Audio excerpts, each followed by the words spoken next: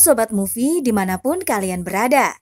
Berjumpa lagi dengan channel Ocha Film yang pastinya selalu setia untuk berbagi alur cerita.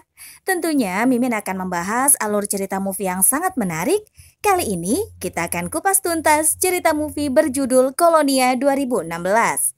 Bercerita tentang perjalanan seorang sejoli yang akan diperankan oleh Emma Watson dan Daniel Bruhl, mana pada tahun 1973 mereka terjebak dalam sarang laba-laba dari Jenderal Augusto Pinochet yang sedang melakukan aksi kudetanya. Perjalanan kisah dimulai saat Daniel diculik oleh sebuah agen dinas rahasia Chili. Lena merasa kesepian dan akhirnya Lena berpikir untuk menemukan dan menyelamatkan jiwa suaminya yang diculik tersebut. Gimana? Penasaran kan? Yuk, simak sampai akhir. Ini dia alur ceritanya.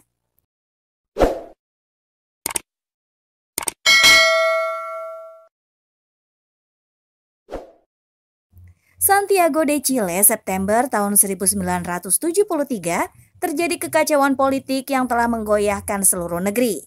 Chili telah menjadi medan pertempuran terbaru pada Perang Dingin melawan AS yang berbalik pada bermulanya demokrasi.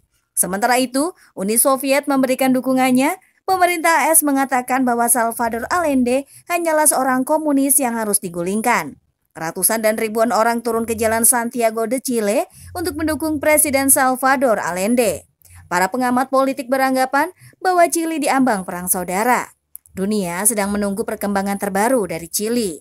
Dalam penerbangan ke Chili, Lena yang sedang memberi pengumuman pada penumpang bahwa sudah memasuki pendaratan tahap awal ke Santiago de Chile dimohonkan untuk mengencangkan sabuk pengaman.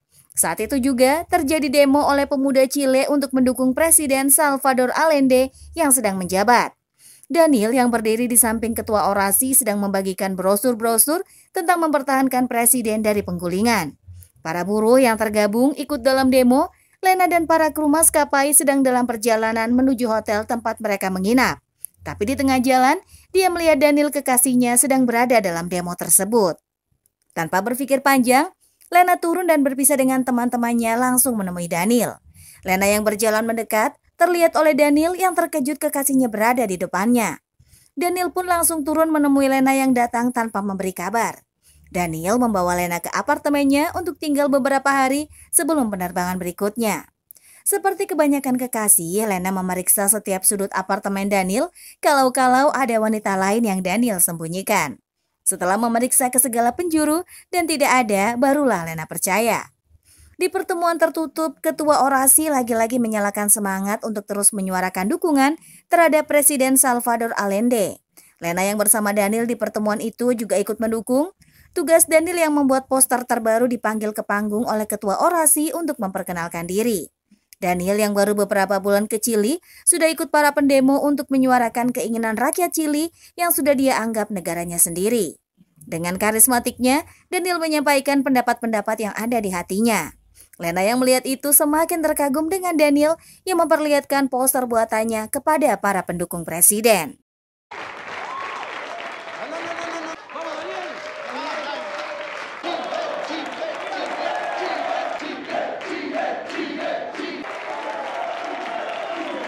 Lena menghabiskan waktunya bersenang-senang dengan mengambil foto-foto dari kamera yang Daniel punya.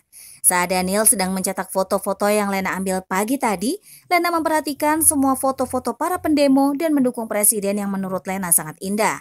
Lena merasa kemampuan fotografer Daniel semakin membaik. Melihat Daniel membawa foto-foto yang sudah dicetak, Lena tertawa sekaligus terharu bahwa Daniel sangat mencintainya. Ketika sedang mempersiapkan sarapan pagi, telepon terus saja berdering. Daniel yang malas dipaksa Lena untuk mengangkat telepon. Wajah Daniel berubah serius ketika mendengar informasi dari seberang telepon bahwa Pinochet telah mengambil alih kekuasaan dan terjadi kudeta militer. Para tentara menangkapi para pendukung Presiden Salvador Allende. Mereka menyita poster yang Daniel buat di kampus. Untuk itu, Daniel mengajak Lena untuk pergi karena para tentara akan datang ke apartemen untuk menangkap Daniel. Saat Lena bertanya kemana harus pergi, Daniel hanya menjawab kemana saja lalu buru-buru mengambil kameranya. Di jalanan, para tentara sudah menangkapi warga untuk diperiksa. Daniel dan Lena yang berpura-pura menjadi warga sipil harus mencari jalan keluar untuk terbebas dari pemeriksaan.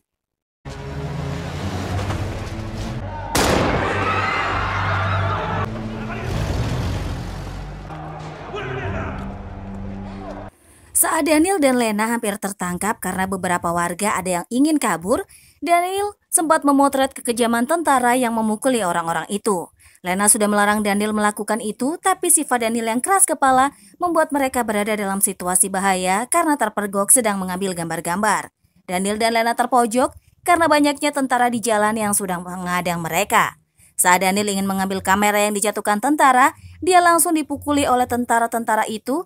Lena coba menolong, tapi karena kekuatannya tidak sebanding, Lena juga terdorong jatuh.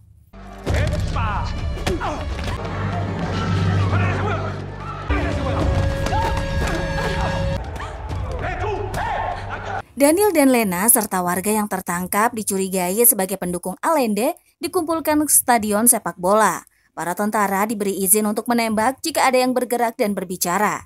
Daniel dan yang lainnya dibariskan untuk diperiksa oleh pria berkerudung hitam yang menunjukkan orang-orang pendukung Allende. Orang-orang yang ditunjuk dibawa pergi, bahkan ada yang melawan langsung ditembak di tempat. Tiba giliran pria berkerudung itu melewati Daniel dan Lena, semula hampir dilewati, lalu pria itu kembali lagi dan mengatakan bahwa Daniel orang Jerman yang membuat poster Allende. Daniel ditangkap lalu dibawa menggunakan mobil van bergambar palang merah. Lena hanya bisa menangis terdiam melihat Daniel dibawa pergi.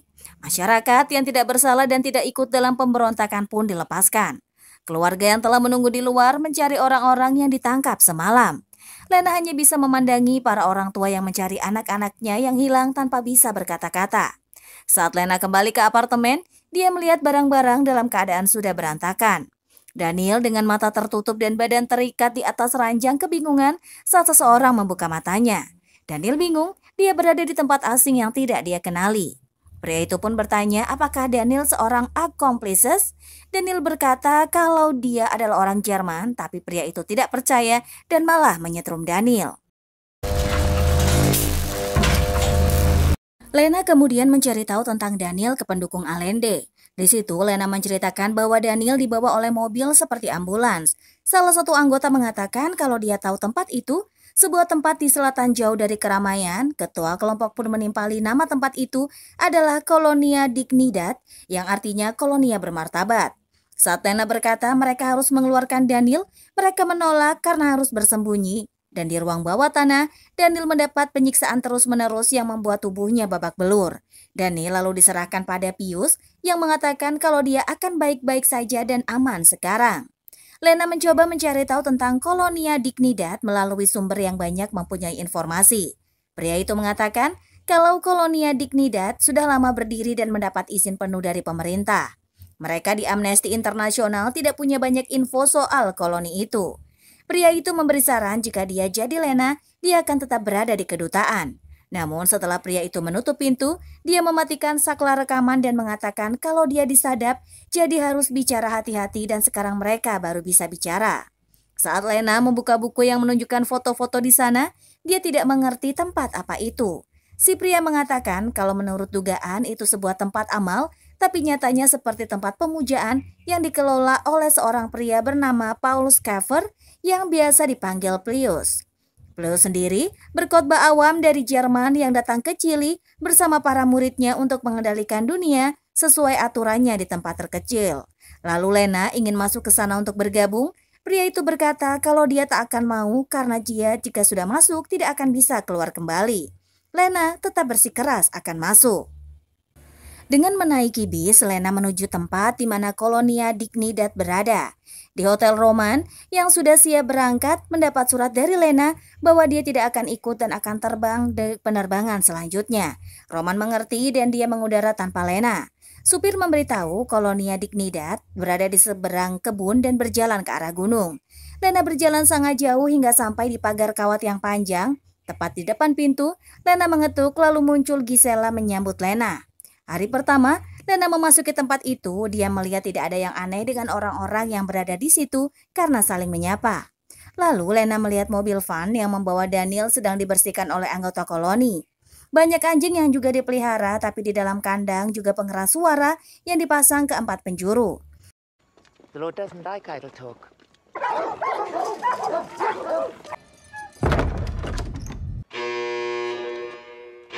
Lena sudah merasa ada yang aneh sejak tadi saat pengeras suara berbunyi, tapi Gisela mengatakan kalau itu tanda waktunya istirahat makan. Di meja resepsionis, barang-barang yang Lena bawa digeledah, paspor Lena dibuang, dan barang yang lain dimasukkan ke kotak lalu dibawa pergi oleh Gisela. Ketika Lena sedang melihat-lihat, anak laki-laki keluar dari pintu sambil menangis dan diam saja. Lena mencoba bertanya, tapi Gisela mengatakan untuk tidak mengusik anak itu. Kali ini giliran Lena menghadap Pius. Di ruangan Pius, Lena diinterogasi dan untuk membuktikan Lena tidak memiliki kekasih, dia harus menanggalkan pakaian luar dan membuka blusnya. Melihat itu, Pius lalu percaya dan mengatakan kalau sudah masuk Lena tidak akan bisa keluar kembali. Lena siap dengan berdalih membutuhkan Pius. Gisela menjelaskan bahwa pria, wanita, dan anak-anak tinggal secara terpisah. Lalu Lena dibawa ke kamar yang mana di atas tempat tidur sudah ada keranjang barang-barang yang dibutuhkan Lena.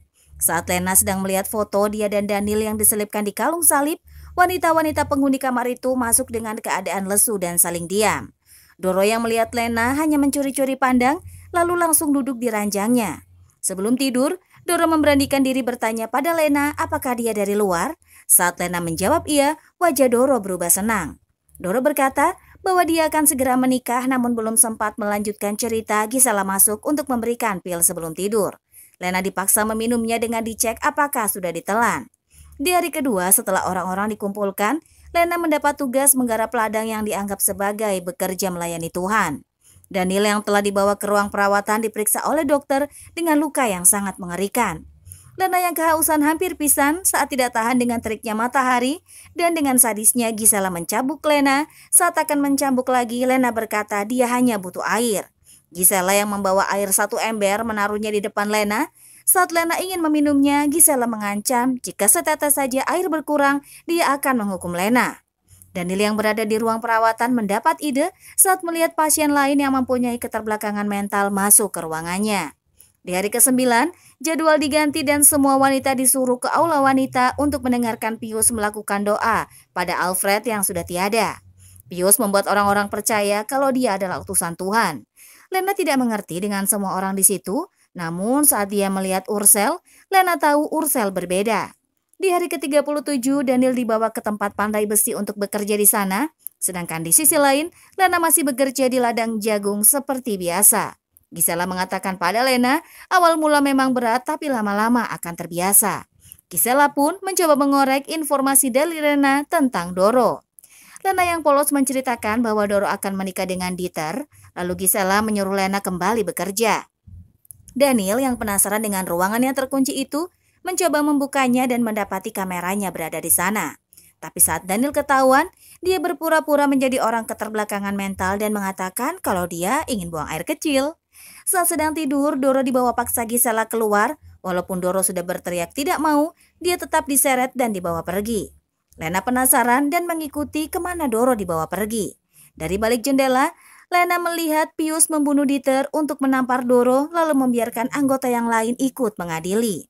Lena yang ketahuan berlari kembali ke kamar agar tidak ditangkap dan berhasil membuat alibi saat Pius dan Gisela datang ke kamarnya. Karena tidak mendapatkan orang yang mengintip dari balik jendela, sebagai gantinya Pius menampari dan menendang Gisela. Saat Ursel sedang membuang sampah, dengan sembunyi-sembunyi Lena mendatangi Ursel untuk menanyakan keadaan Doro. Ursel berkata bahwa itu pertemuan para pria. Kemudian Ursel pun buru-buru pergi karena sudah dipanggil. Example will be a reminder to us all. What are you doing here? Go away. Please. Glasses off! Hands gathering. Daniel dan Lena bekerja seperti biasa, namun saat ada kesempatan, Daniel mengambil barang-barang yang perlu dan Lena membuat ulah agar bisa dipanggil seperti Doro. Di hadapan semua pria, Lena didudukan di pertemuan itu. Niat Lena untuk mencari Daniel di situ, tapi ternyata tidak ada. Daniel mencoba kabur saat Lena sedang diadili. Ketika Lena sudah dipukuli oleh Pius dan akan dipukuli beramai-ramai, Daniel yang mencoba kabur tersetrum aliran listrik yang berada di pagar kawat. Karena kejadian itu, Lena tidak jadi dipukuli dan membuat semua orang mencari ke sumber aliran listrik yang rusak. Setelah keadaan menjadi tenang, Lena dibawa ke ruangan Pius. Di situ Pius mengatakan kalau Lena menyesal masuk ke kolonia Dignidad, dia melihat ada kesedihan di matanya. Lalu Pius mengatakan untuk menyerahkan diri ke Tuhan, maka Tuhan akan mengasihi Lena. Di hari ke-130, Pius yang mempunyai sifat buruk mengatasnamakan Tuhan berbuat yang tidak baik pada anak-anak yang berada di dalam tempat itu. Di hari pertemuan pawai setelah 3 tahun lamanya, semua orang disuruh mengenakan pakaian terbaiknya. Saat Jenderal Polisi datang, dengan sambutan meriah, pria dan wanita bisa berkumpul jadi satu. Saat itulah, Daniel dan Lena bertemu. Lena memberi kalung salib yang dia pakai ketika masuk ke tempat itu dan menyuruh Daniel untuk ke gudang kentang karena nanti malam Lena bertugas di sana. Daniel meminta untuk menjadi petugas sukarelawan malam itu agar bisa menemui Lena. Daniel yang berhasil menemui Lena di gudang kentang saling melepas rindu karena sama-sama selamat dan sudah lama tidak bertemu. Saat sedang mengobrol, Daniel menemukan ruang bawah tanah. Dia pun mencoba masuk untuk memeriksanya. Daniel mengatakan pada Lena itu seperti sebuah terowongan. Saat menelusuri terowongan itu, Daniel hampir ketahuan oleh petugas yang membawa korban untuk dibawa ke ruang perawatan. Gisela yang tiba-tiba datang membuat Lena panik dan langsung menutup pintu ruang bawah tanah. Giselle yang telah menjemput Lena menyuruhnya untuk dilanjutkan besok. Melihat Lena sudah dibawa pergi, Daniel mencoba menelusurinya lagi dan yang membuat dia tak habis pikir, ruangan yang dia dapati adalah tempat di mana dulu dia disiksa. Karena marah, Daniel menghancurkan mesin yang dulu menyakitinya dan di hari ke-131, Lena disuruh menghadap Pius untuk mengawasi Ursel karena Pius merasakan ada hal yang aneh dengan Ursel. Di saat makan siang, Ursel mengaku kalau dia anaknya Gisela dan saat itu dia juga sedang mengandung. Ursel juga mengetahui kalau Daniel dan Lena adalah sepasang kekasih. Di gudang kentang, Daniel memberitahu bahwa dia sudah memeriksa semua tempat terowongan bawah tanah itu. Daniel menemukan satu-satunya tempat yang tertutup pintu besi dan dia menduga pasti ada jalan keluar dari situ. Terowongan itu menghubungkan ke semua tempat di Kolonia. Daniel pun mengajak Lena untuk lari malam itu karena besok Daniel akan dijadikan kelinci percobaan untuk gas beracun yang mereka buat.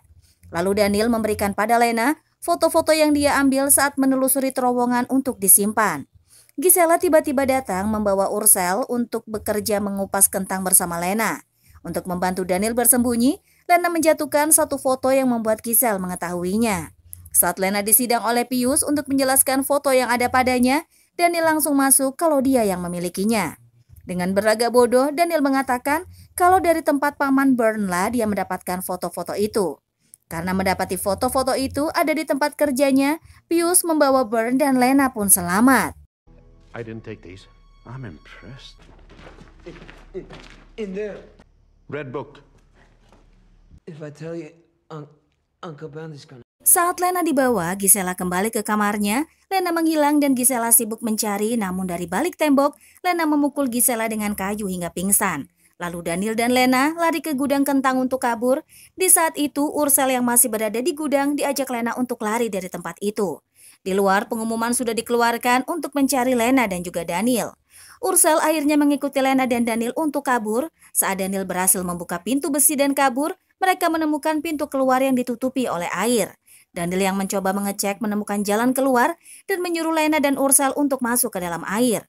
Walaupun Ursel pertama ragu, tapi dia akhirnya menuruti Lena. Hampir saja Ursel tenggelam di air karena bajunya tersangkut, tapi bisa diselamatkan oleh Daniel. I can't do it. You wanna go back? That goddamn fucking lie. Di hari ke-132, Daniel dan kawan-kawan berhasil keluar dari tembok kawat listrik karena terowongan mengarah langsung keluar tembok. Namun karena tidak tahu, Ursel mati terkena jebakan kawat lontar. Lena menangis sedih, tapi Daniel mengatakan mereka harus cepat pergi. Di jalan, mereka menumpang truk ke kota. Daniel dan Lena meminta perlindungan di kedutaan besar Jerman. Di situ, Daniel menunjukkan foto-foto yang dia ambil waktu itu. Sekretaris kedutaan memberikan mereka paspor baru dan baju ganti. Sayangnya saat mereka ingin pergi, jadwal keberangkatan penerbangan tidak ada. Jadi Lena mencoba menghubungi Roman menanyakan apakah ada jadwal dia terbang. Dengan dibantu kedutaan, Lena dan Daniel akan pergi ke bandara. Namun sayangnya saat tiba mereka diturunkan tapi dibawa masuk ke parkiran dalam. Lena merasa ada yang aneh menyadari saat kedubes Jerman bertemu dengan Pius. Lena menyadari mereka harus kabur. Lena dan Daniel yang dikejar Pius dan anggotanya berhasil masuk tepat waktu ke dalam pesawat. Saat perintah dari menara melarang Roman mengudara, perintah itu Roman langgar dan mereka berhasil selamat.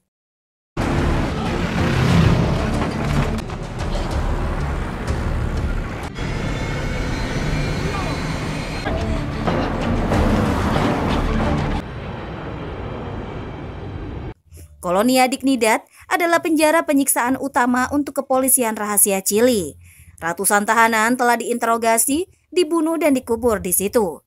Dalam 40 tahun, hanya 5 anggota koloni yang berusaha untuk kabur. Foto-foto yang diselundupkan keluar dari Colonia Dignidad telah dipublikasikan secara internasional dan menyebabkan skandal yang besar.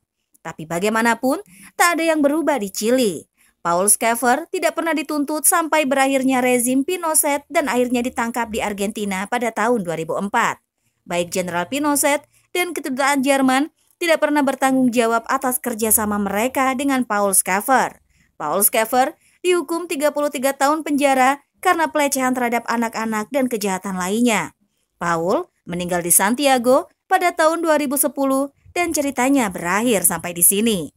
Terima kasih untuk yang sudah nonton. Jangan lupa untuk like, komen, dan juga subscribe. Sampai jumpa di video selanjutnya. Dadah!